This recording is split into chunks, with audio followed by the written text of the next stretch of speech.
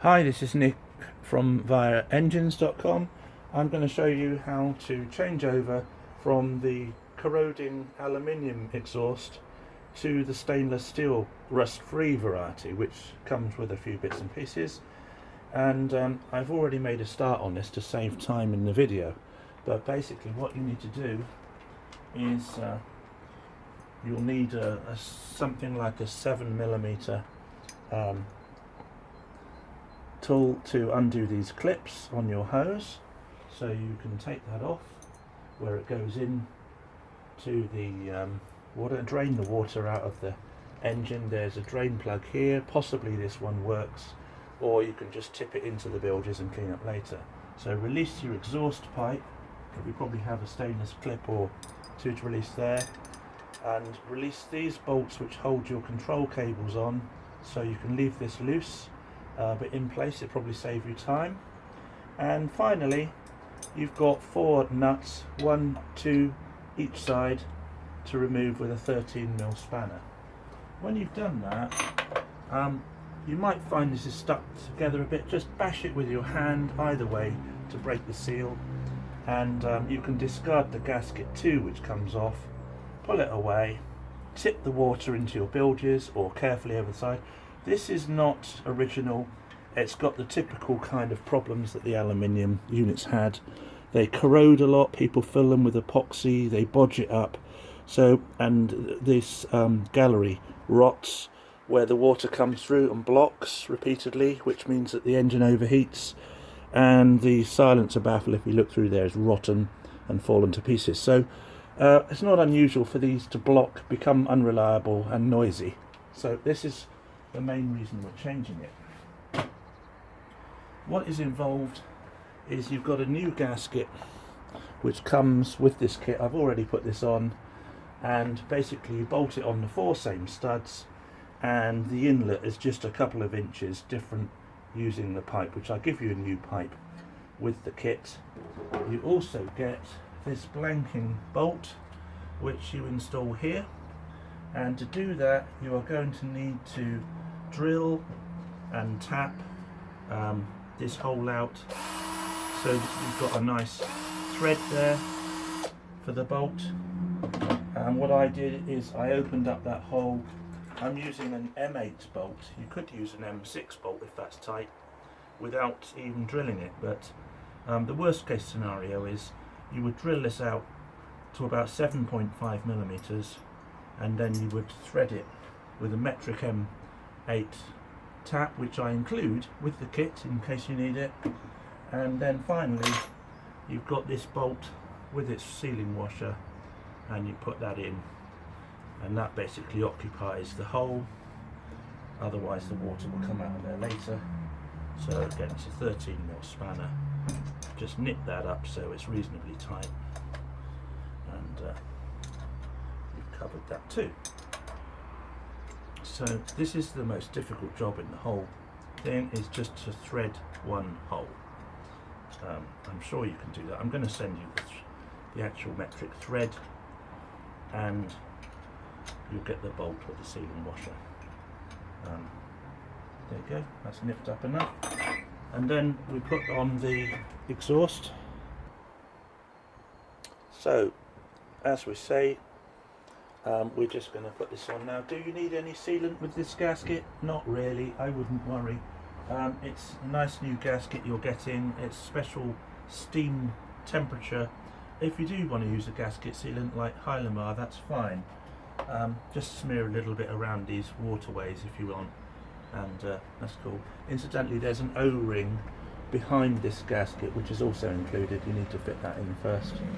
So basically you're just going to offer it up, put it over the studs, secure it. It's exactly the reverse operation with your 4 nuts. I'll just put that on loosely, and then your pipe will reconnect onto the inlet, do up the clips tight, and then reconnect your outlet pipe. And finally you'll want to reconnect your control cables, which will go here. They're already threaded, exactly the same threads as before, only this has got the correct position on the plate for you, so you don't need that square adapter plate. And that's it. Just check your settings are okay. It should be, because these are precisely positioned within a millimetre of where they were, so you shouldn't have any difficulties there. So that's your rust-free exhaust. What I'll do is I'll pause that, tighten things up and get it running. Just a minute. Okay, so I've basically done these nuts up, these clips up. I'd like you to put the hose over the top of the engine, not round the back, because that means that when you stop the engine, the water isn't going to drain downhill back to your seacock and leave an air gap in the top of here. It'll keep it all nicely full of water. Where there's water, there's no air, less corrosion, so it's just a good tip. We've got the exhaust clipped on, and there's nothing else to say really. Let's run it up and you'll see what a delight this is.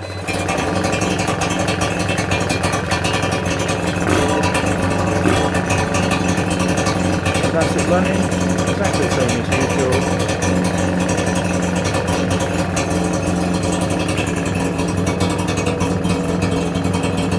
Water coming out through the exhaust in a minute.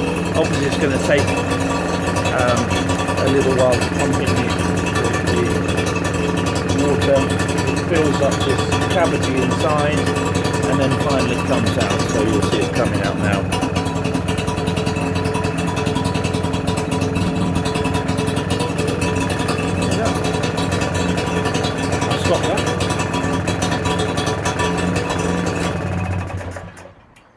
So basically what you've got here is the kit, which is your stainless steel double skinned silencer and sound absorber and water lock as well, and you get this replacement hose with the clips, you get 4 stainless nuts, you get the special gasket, you get the bolt for capping off the hole with its sealing washer, and you'll also get the thread cutting tool, which is called a tap M8 for this as well, and that's all you need. It takes you about, well, you saw about 10 minutes to change.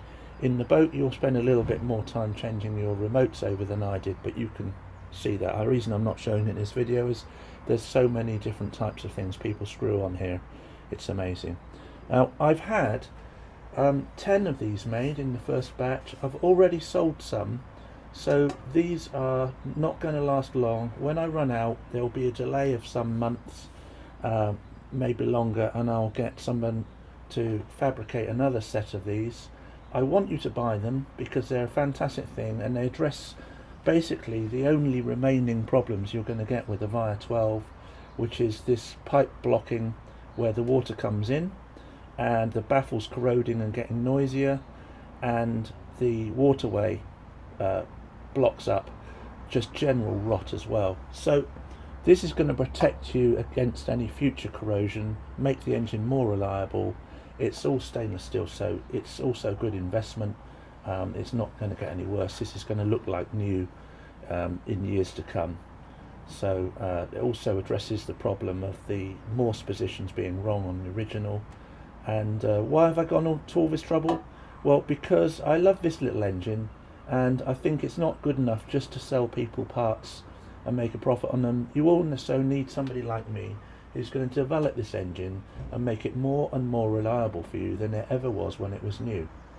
If you're interested in this particular engine, this Vire 12 is like the best finish I do, which is a special shot blasted castings, and this one has a professional paint job on it, which is epoxy coats which dry, so it's petrol tolerant, etc. Much better than my economy version finish. And it's got all the upgraded parts on a late low hours engine. Upgrades include the stainless steel pump shaft, so that can't fail. This has also got stainless steel main bearings.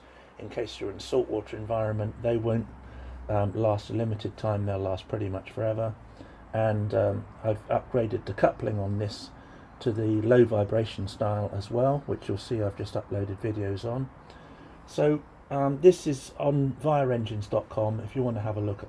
There's some bargains now. These are I've got another one of these already in stock, crated up, ready to ship on a next day basis with payment, and all the support you need for installation or changeover. The other thing I'd like to say about this stainless steel exhaust is I made it so it would also upgrade and fit the Vire 7.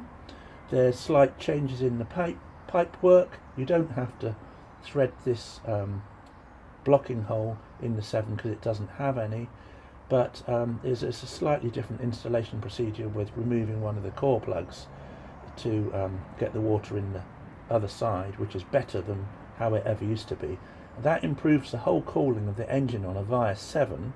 It gives the Vire 7 the water lock the 12 has, which is great, and of course you have all the advantages of its zero corrosion and going to last really good. You can see it's exactly the same quietness as the aluminium, but there is a big advantage here, which is that in the aluminium design, because of casting thicknesses required, it was quite restrictive at high RPM, and I have changed this so it's now completely clear, and this won't internally corrode and block the passageways gradually, so you get full power now, and that's on both engines. So thank you for watching. If you want any more help or look at these parts and engines, just go on to vireengines.com, that's my shop, and if you want any further advice, there's lots of information on each item there.